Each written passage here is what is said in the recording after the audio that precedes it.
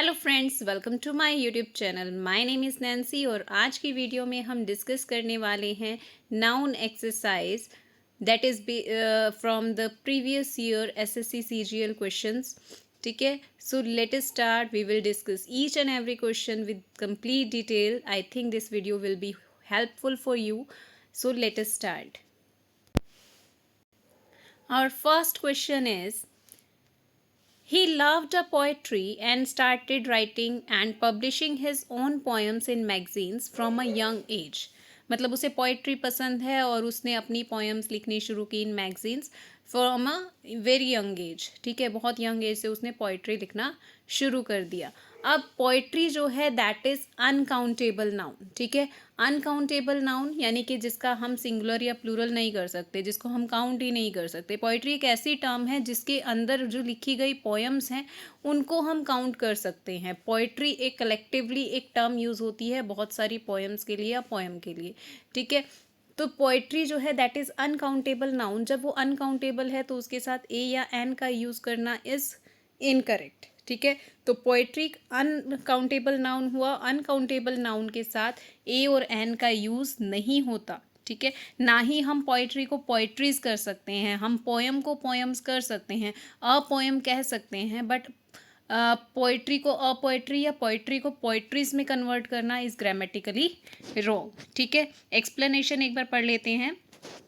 Error is in part 1। ठीक है, poetry is uncountable noun and does not take indefinite article a and remove a before poetry and use a poem. ठीक है, या तो a poem use कर सकते हैं क्योंकि पोएम तो काउंटेबल है। पोएम को हम a poem, 1 poem, 2 poem, 3 poems ऐसे बोल सकते हैं। बट पोइट्री जो है एक टर्म है जिसके अंदर लिखी गई पोएम्स को हम गिन सकते हैं। बट पोइट्री एक टर्म है। जैसे हमने स्टेशनरी वर्ड पढ़ा है, जैसे हमने लगेज, बैगेज, उस तरह की जो कैटेगरी आती है जिसके अंदर की चीज़ों को हम काउंट कर सकते हैं। जैसे लगेज के अंदर हम बैग्स लेकर जा रहे हैं, कैरी बैग्स लेकर जा रहे हैं, हम उनको काउंट कर सकते हैं। बट लगेज को हम लगेजेस नहीं कह सकते, बैगेज को हम बैगेजेस नहीं कह सकते, या अ लगेज या अ बैगेज नहीं कह सकते। Same thing is with poetry. Scenery, poetry, luggage, baggage, ये कुछ इसके एग्जाम्पल्स हैं।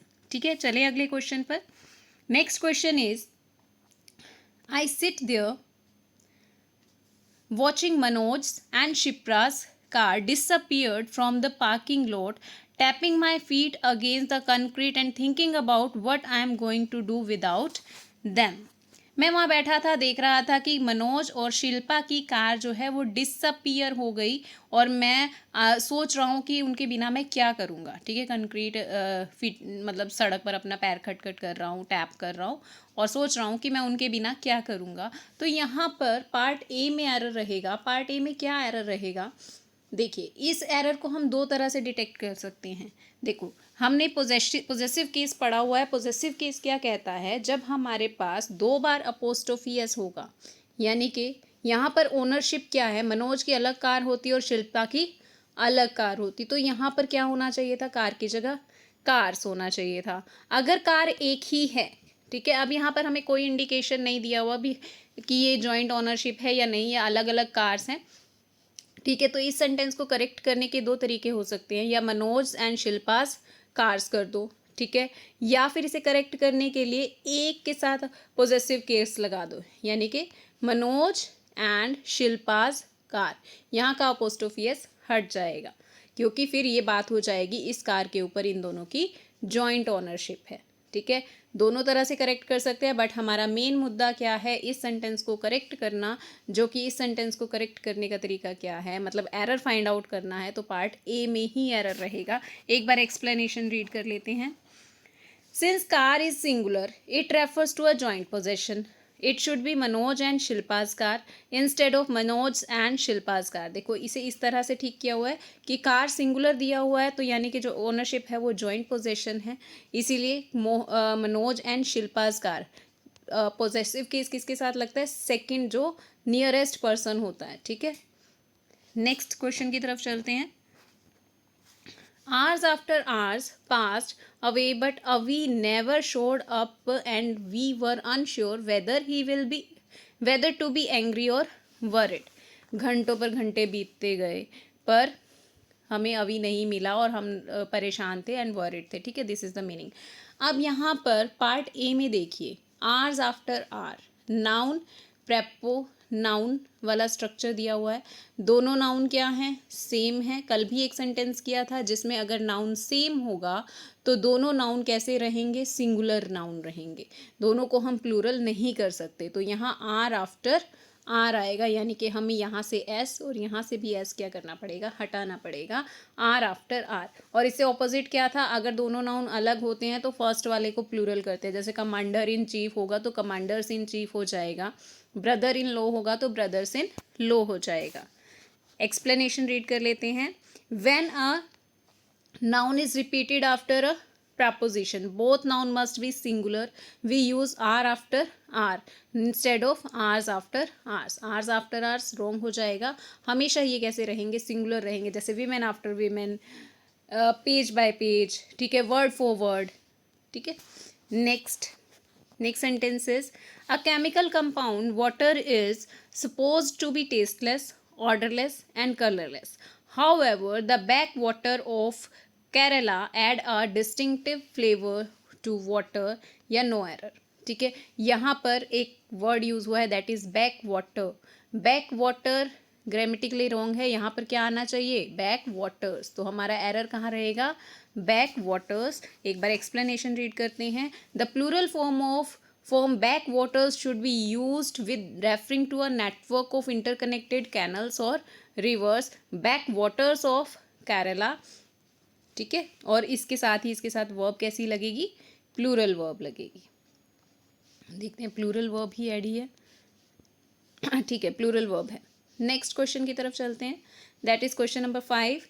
She wears a hat and sunglasses too, sorry मैंने ठीक ही कर दिया, ठीक है, पढ़ते ही हमारा ठीक हो गया। यहाँ पर ये एरर रहा, पूरा सेंटेंस रीड करने की भी ज़रूरत नहीं रही। कल भी पढ़ा था, sunglass is wrong, sunglasses होता है।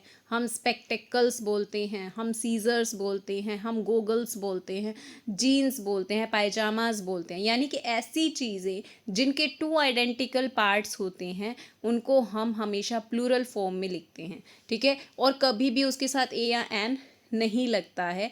ए और एन यानी कि अगर एक बताना है तो हमें क्या लिखना पड़ेगा, अ पेयर ऑफ, ठीक है, a pair of sunglasses, a pair of sunglasses। She wears a hat and a pair of sunglasses to protect herself from UV rays every time she goes out of the house, ठीक है। तो कोई भी चीज़ जो pair में होती है, two identical parts होते हैं जिसके, उसके साथ हम एन का यूज़ नहीं करते, ठीक है, प्लूरल फॉर्म में ही रहता है। और अगर उसका सिंगुलर बताना होता है तो अ पेयर ऑफ यूज़ होता है, ठीक है। एक्सप्लेनेशन रीड करते हैं। Sunglasses is always used in plural form, say a pair of sunglasses instead of a sunglass, ठीक है। Next question, curriculums are continuously changed to keep ahead of educational developments, they provide a clear path for students to progress or no error। देखो, curriculum का plural क्या होता है, curriculums तो नहीं होता, करिकुलम्स इज रॉन्ग, ठीक है। Curriculum is not the correct plural form of curriculum, sorry, it's plural form is curricula, ठीक है। यूएम को हटाकर क्या लग जाएगा, ए लग जाएगा, ठीक है। तो करिकुला आर कॉन्टिन्यूसली चेंज, जो हमारे करिकुला है, जो हमारा स्ट्रक्चर है वो धीरे धीरे चेंज हो रहा है एजुकेशनल डेवलपमेंट्स के साथ, ठीक है। तो एक्सप्लेनेशन रीड करते हैं। The correct plural form of curriculum is curricula, not curriculums, ठीक है। Next, a little boy was mesmerized by snowfall at the top of the mountain and the surrounding of the place completely enchanted him। Surrounding नहीं होता है, it is surroundings, ठीक है। जैसे innings, surroundings, ठीक है, ये हमेशा क्या यूज़ होगा, एस के साथ ही यूज़ होगा, ठीक है। use surroundings when referring to environmental or area around a place, not surrounding। Next question, in my neighborhood there lived an old couple, they led a simplest kind of lives and studied and wrote, they grew their own food, built their own houses and furnitures, लो जी पकड़ लिया। Furnitures नहीं होगा, furniture जैसे अभी हमने एक word किया था that was I think poetry, ठीक है। पोएट्री उसके अंदर पोएम्स को हम गिन सकते हैं, फर्नीचर के अंडर हम गिन सकते हैं उसकी आइटम्स को कि सोफ़ा है, बेड है, टेबल है, अलमीरा है, क्या है। बट फर्नीचर एक ऐसी टर्म है जो एक हमेशा सिंगुलर फॉर्म में रहती है, ये अनकाउंटेबल नाउन है। फर्नीचर क्या है, दैट इज अनकाउंटेबल नाउन, और अनकाउंटेबल नाउन कभी एस और एस नहीं लेते अपने साथ, तो फर्नीचर्स नहीं होगा, ठीक है। Furniture is uncountable noun and does not take S in plural form and replace furnitures with furniture, furniture लिखना पड़ेगा, furniture is grammatically wrong. My farmhouse was larger than Neha's and Aman's house, but not much. So I asked them if they wanted to spend weekend at my farmhouse. यहाँ पर भी possessive case है, यहाँ पर Neha's and अमन्स house दिया है, जबकि ये कपल हैं, तो पोजेसिव केस कहाँ आना चाहिए, सिर्फ लास्ट में आना चाहिए, नेहा एंड अमन्स हाउस, ठीक है। अगर नेहाज एंड अमन्स फिर हाउसेज होता, दोनों तरीक़ों से इसे ठीक कर सकते थे, ठीक है। तो यहाँ पर they have joint ownership over the house, इसीलिए हमें क्या करना पड़ेगा, नेहा एंड अमन्स हाउस, ठीक है। पोजेसिव केस दोनों के साथ नहीं होगा। अगर ये दोनों के साथ होता है इट मीन्स हमारे पास चीज़ आगे कैसी होनी चाहिए, प्लूरल होनी चाहिए। भाई प्लूरल नहीं है, सिंगुलर है, एक है। Next, Australia last the match with an inning, Australia last the match, lost होगा I think, lost the match with an inning, inning नहीं होता है, ऑलवेज इनिंग्स होता है, तो यहाँ पर इनिंग्स होगा, चाहे एक हो या एक से ज़्यादा हो। एन करेक्ट है इसके साथ। इनिंग्स एक ऐसा नाउन है जो सिंगुलर और प्लूरल फॉर्म में सेम रहता है। अगर आप एक की बात कर रहे हो तब भी इनिंग्स लिखोगे, एक से ज़्यादा की बात कर रहे हो तब भी इनिंग्स लिखोगे। यहाँ पर ये नहीं कह सकते कि यहाँ का एन का यूज़ गलत है, यहाँ एन का यूज़ ठीक है, सिर्फ इनिंग जो है, इनिंग्स होगा, इनिंग नहीं होगा। The word inning does not exist, inning word होता ही नहीं है, ठीक है। और सही फॉर्म क्या होती है, इनिंग्स, चाहे सिंगुलर हो चाहे प्लूरल हो, दोनों फॉर्म में क्या यूज़ होगा, इनिंग्स होगा। एक बताने के लिए एन लग गया, ठीक है, वन लग गया, और प्लूरल बताने के लिए 2 3 4 जो भी, सो ऑन मैनी, ठीक है। Next is there are many different types of knifes. भाई ये तो छोटे बच्चों को भी पता है, नाइफ्स, नाइफ लिखते हैं तो इसको प्लूरल बनाने के लिए क्या करते हैं, VES लगा देते हैं, तो क्या हो जाएगा, नाइव्स, ठीक है। Knives are use for various task, they consider valuable tools in our daily lives, ठीक है, नाइव्स होगा। Next one is 3 statements are given, आपने इसमें से करेक्ट वन चूज करनी है। Diversion tactics is applied by lobbyists while garnering votes to ensure a favorable verdict. Diversion tactics is applied by lobbyists while garnering votes to ensure favorable verdict for their so-called clients. Next is ethics are being promoted as a subject all over the world. Initially, it was studied by a selected few access to a large literary resource. The government of the day believes a populous policies even outcomes that are highly visible in public. यहाँ पर first sentence जो है, first sentence के part A में error रहेगा। यहाँ diversion tactics है, tactics यहाँ पर किस सेंस में यूज़ हुआ है, प्लूरल नाउन की तरह यूज़ हुआ है। प्लूरल है तो वर्ब भी कैसी आनी चाहिए, प्लूरल आनी चाहिए। यहाँ इज़ नहीं आएगा, क्या आएगा, आर आएगा, ठीक है। अब नेक्स्ट सेंटेंस में एथिक्स, एथिक्स क्या है, एक सब्जेक्ट की तरह यूज़ हुआ है। जब एक सब्जेक्ट की तरह यूज़ हुआ है तो सिंगुलर नाउन है, तो वर्ब कैसी लेगा, सिंगुलर वर्ब लेगा, तो यहाँ आर नहीं आएगा, क्या आएगा, इज़ आएगा, ठीक है। सो अब कैसे पता चलता है, जब भी कोई ऐसे टेक्टिक्स हो गया या एथिक्स हो गया, पॉलिटिक्स हो गया, मैथमेटिक्स हो गया, जब भी कोई सब्जेक्ट का नाम होगा और बिना किसी एडजेक्टिव के आ रहा है, इट मीन्स वो एक सब्जेक्ट की तरह ट्रीट हो रहा है। यहाँ एथिक्स जो है अकेला आया है, तो यहाँ पर ये एज अ सब्जेक्ट ट्रीट हो रहा है, तो इज लगेगा। यहाँ पर डाइवर्जन टेक्टिक्स, टेक्टिक्स मतलब तौर तरीके जो भी हो गया, तो यहाँ पर डाइवर्जन यानी कि मल्टीपल की बात कर रहा है, तो यहाँ पर वर्ब कैसी आएगी, प्लूरल आएगी, ठीक है। जैसे एक एग्जांपल बहुत इंपॉर्टेंट है, जैसे हम कहते हैं mathematics is a tough subject, ठीक है, तो वहाँ पर मैथमेटिक्स को हम एज अ सब्जेक्ट ट्रीट करते हैं। जबकि अगर मैं कहूँ माय मैथमेटिक्स आर वीक, तब वहाँ पर बात हो जाएगी कि मेरी जो मैथमेटिक्स के कंसेप्ट्स हैं वो बहुत कमज़ोर हैं, मुझे इतना अच्छे से मैथ्स नहीं आता। ठीक है, समझ आ गया। एक बार एक्सप्लेनेशन पढ़ लेते हैं। इन sentence 1 tactics take plural verb. In sentence 2 ethics refers to the field of study or subject takes a singular verb is. ठीक है, तो ethics is आएगा। Next sentence the contraction of the economy raises a concern on employment situation as the shrinking sectors are those that create maximum new jobs. अब इस sentence में error कहाँ पर है? एरर रहा यहाँ पर। ठीक है, the contraction of economy raises a concern. Concern क्या है? Concern is uncountable noun. Uncountable noun है तो ए एन का यूज़ क्या यहाँ पर रॉन्ग हो जाएगा, तो यहाँ का ए जो है that is incorrect. Only concern should be used. ठीक है, एक्सप्लेनेशन रीड करते हैं।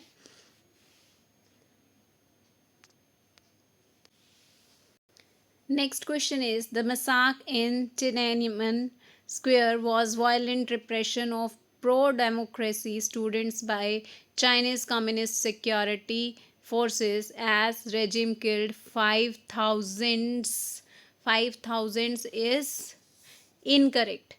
5,000 आएगा। क्यों? हमने कल भी पढ़ा था, जब भी इन न्यूमरल नाउन के साथ कोई डेफिनेट नंबर आ जाए तो ये प्लूरल नहीं होंगे। यहाँ पर 5,000 आगे पीपल आना चाहिए था, क्योंकि पीपल का यहाँ पर ओमिशन किया गया है, तो यहाँ पर 5,000 ही रहेगा, 5,000 नहीं होगा। ठीक है, जब भी कोई न्यूमरल नाउन, ठीक है, न्यूमरल नाउन से पहले कोई डेफिनेट नंबर आ जाए तो न्यूमरल नाउन हमेशा सिंगुलर रहता है।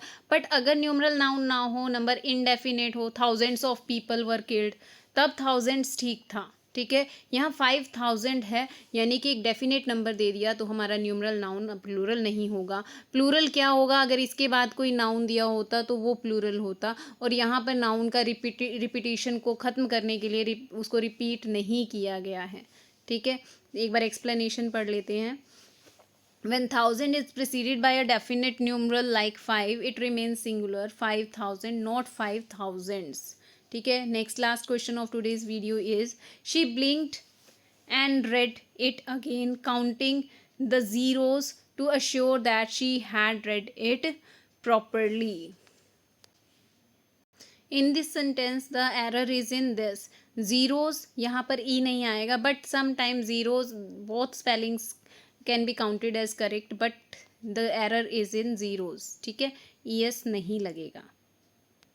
So these are some questions from today's video. In our next video we are going to discuss some new set of questions. Thank you. Have a nice day.